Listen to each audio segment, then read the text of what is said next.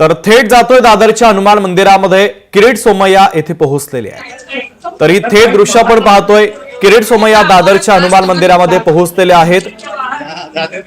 राजकीय वादाचं केंद्रबिंदू हे मंदिर आता बनलेलं आहे आणि त्याच निमित्तानं सकाळपासून अनेक राजकीय नेत्यांनी या ठिकाणी भेट दिलेली आहे। भारतीय जनता पक्षाचे नेते किरीट सोमय्या येथे पोहोचलेले आहेत।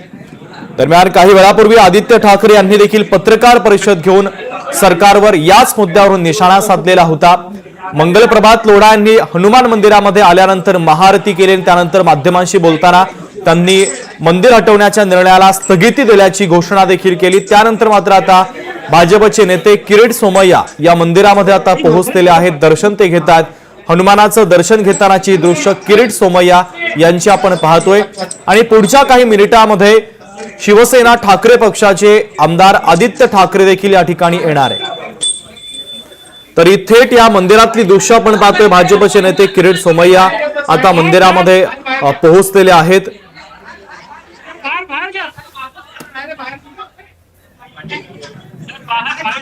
दरम्यान इथे एक छोटासा ब्रेक घेतोय आम्ही, लगेचच परत येतोय।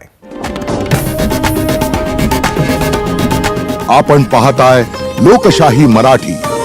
ऐका, पहा, जागरूक रहा।